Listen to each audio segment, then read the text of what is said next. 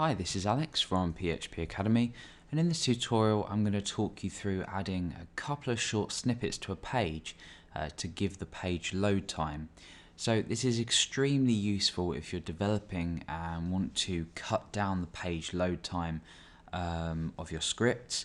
Obviously it's extremely important to ensure you've got the lowest load time possible.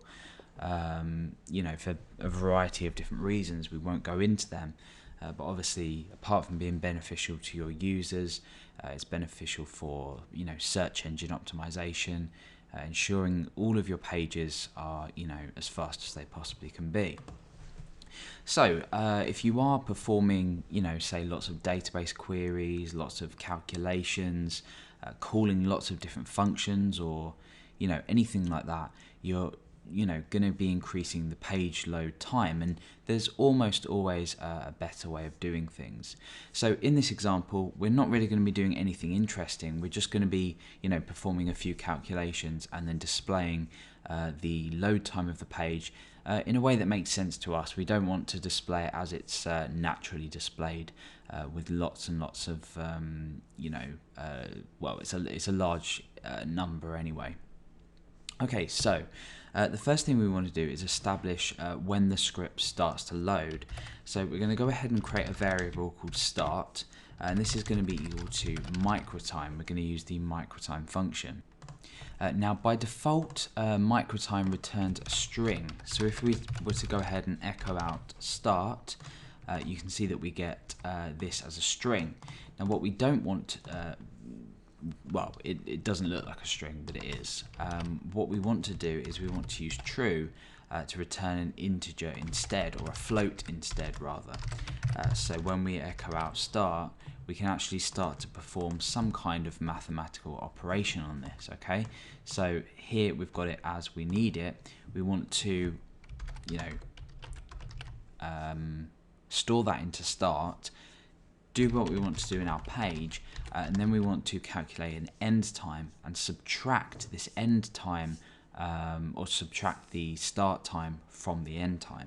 So I'm going to create a new variable called end, and this is going to be microtime, and again true, because we want it as a float to be able to perform the following operation, which is minus start. And it really is as simple as that. If I go ahead now and echo out end, you can see that we get this result here.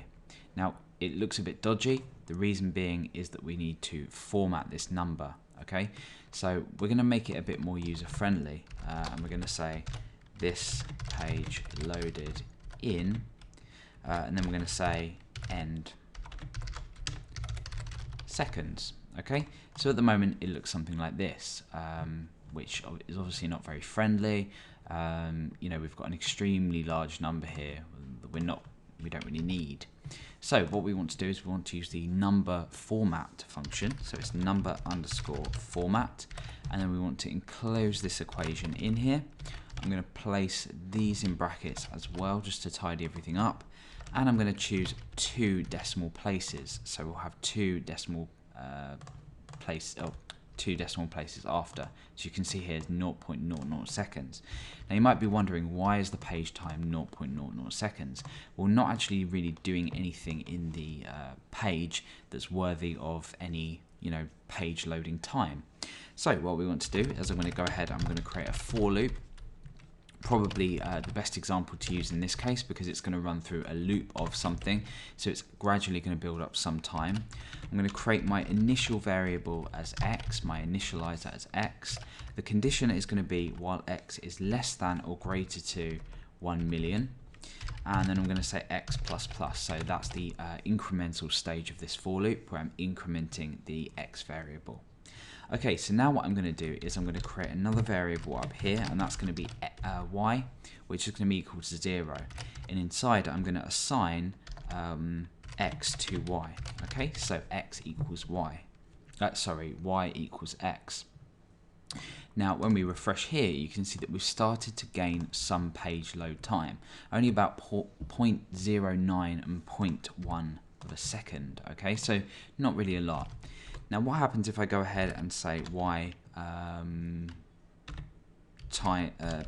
times equals, which is y equals y times pi, for example, which is obviously pi. When I refresh, you can see that we've got a significantly larger load time. That's sort of almost doubled that. Now what I could go ahead and do is say y times equals pi, and we could even put some brackets around that, times 2. Okay, so in this case we're going to get a much larger load time. We've got, you know, half a second now. So you can see that if you place this piece of code here, which grabs the micro time in float format, so you can, you know, do this subtraction down here at the very top of your page. So before you do anything, before you connect to your database, before you load any settings, before you do anything, and then at the very end of your page, after you've done everything, you have this end variable which subtracts the start from the time at which your page has completely finished executing. Then you can display out in a user-friendly way by saying number format and by 2 the amount of seconds it took for your page to load. Now obviously you don't have to display this to your user, but even for your own purpose it's a lot better if it's displayed like this. Another really good tip is if you, let's say every time your page loads, insert a record into a database table with the page load time and perhaps the page that this happened on as well. If you have a header and footer that you include on lots of additional pages or lots of duplicate pages, it's a really good idea to, you know, gauge what kind of page load time you're getting on each page, and then you can perform some SQL queries and see which of your pages are performing, you know, less well or slower than others, and it's, you know, gives you a really good position to go in and start creating your pages, fiddling around with them and making them a bit faster. So that's how you calculate the page execution time in PHP.